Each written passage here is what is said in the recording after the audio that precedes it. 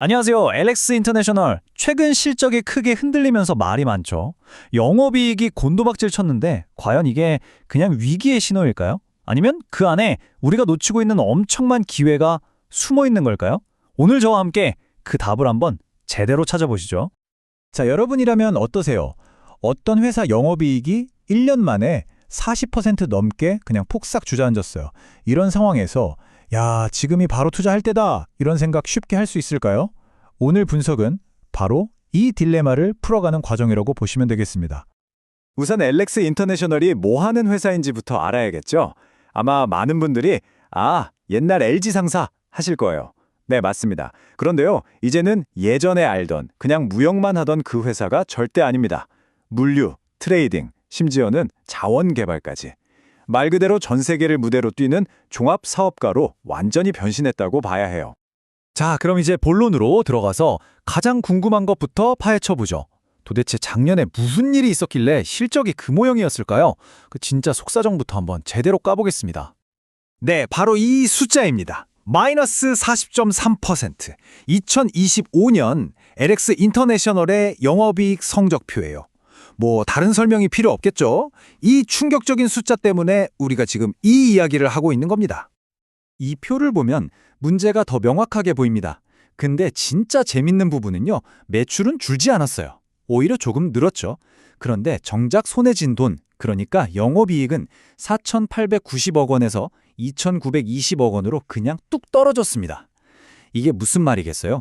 한마디로 남는 장사를 못했다는 겁니다. 영업이익률이 거의 반토막이 나버렸으니까요. 아니, 왜 이렇게 됐을까요? 원인을 파보니까 크게 두 가지더라고요. 외부의 역풍과 내부의 악재. 밖에서는 주력 사업 중 하나인 석탄 가격이 떨어지고 해상 운임도 예전 같지 않아서 돈벌이가 시원찮았어요. 근데 진짜 결정적인 한 방은 안에서 터졌습니다. 자회사 중에 LX 글라스라고 있는데 여기서 갑자기 890억 원이라는 어마어마한 손실을 한꺼번에 털어낸 거예요. 이게 실적에 그냥 직격탄이 된 거죠. 하지만 그래서 실적이 안 좋았구나 하고 이야기가 끝나면 우리가 이걸 분석할 이유가 없겠죠. 중요한 건 이런 실적 쇼크를 얻어맞고도 이 회사의 뼈대, 즉 기초 체력은 아주 튼튼했다는 겁니다. 지금부터는 이 회사가 가진 진짜 저력, 그 펀더멘탈을 한번 들여다보겠습니다. 이 사업 포트폴리오를 한번 보세요. 되게 안정적입니다. 물류랑 트레이딩이 거의 절반씩 딱 버텨주고 있잖아요. 근데 저기 구석에 있는 자원 부문 7%짜리, 저게 작아 보이죠? 저게 진짜 조커 같은 녀석입니다. 평소에는 조용하다가 원자재 시장에 불붙으면 혼자서 엄청난 이익을 터뜨려주거든요. 서로 다른 사업이 리스크를 딱 분산시켜주는 아주 영리한 구조인 거죠. 숫자 얘기 잠깐만 해볼게요. 복잡한 거 말고요. 부채 비율, 안정적인 수준이고요. 유보율, 이게 뭐냐면 회사가 그동안 벌어서 쌓아둔 현금이 얼마나 되냐는 건데 1300%가 넘어요. 그냥 회사 금고가 두둑하다는 뜻입니다. 그러니까 핵심은 이거예요. 작년에 이익이 확 줄기는 했지만 회사가 휘청거릴 걱정은 1도 할 필요가 없는, 재무적으로는 엄청나게 탄탄한 상태라는 겁니다. 바로 이런 걸 우리가 경제적 해자라고 부르죠. 남들이 쉽게 따라할 수 없는 이 회사만의 강력한 무기 말입니다. 그게 뭘까요?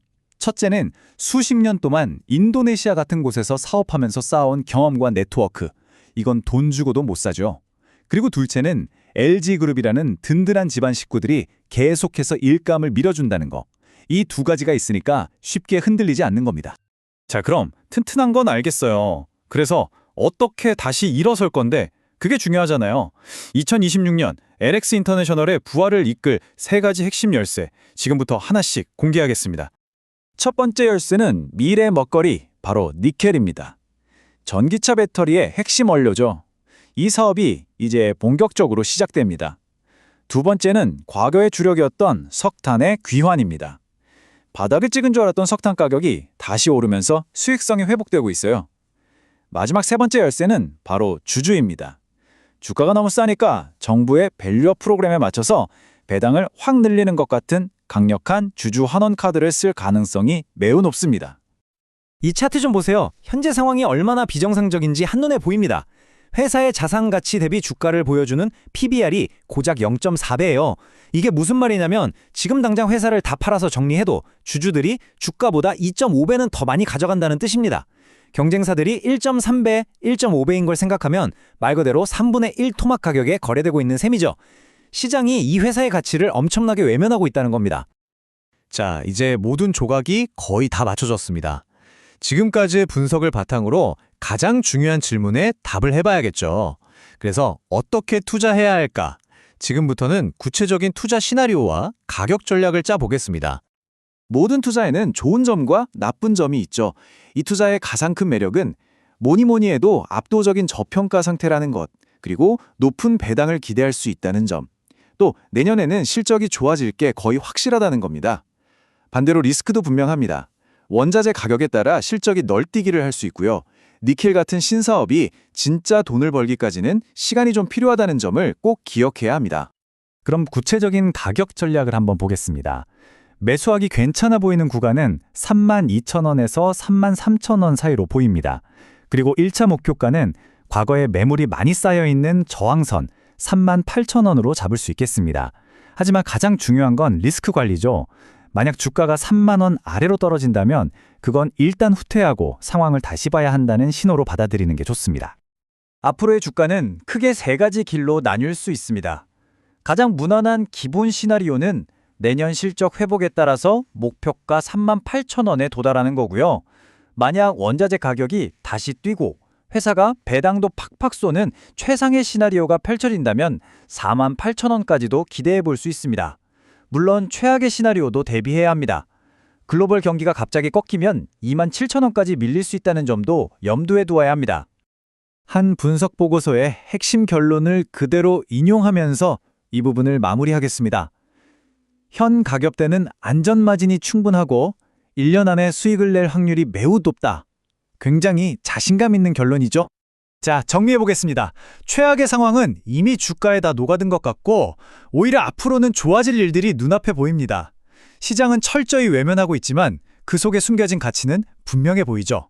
과연 이 LX 인터내셔널, 위기 속에 가려진 우리가 놓쳐서는 안 될 절호의 기회일까요?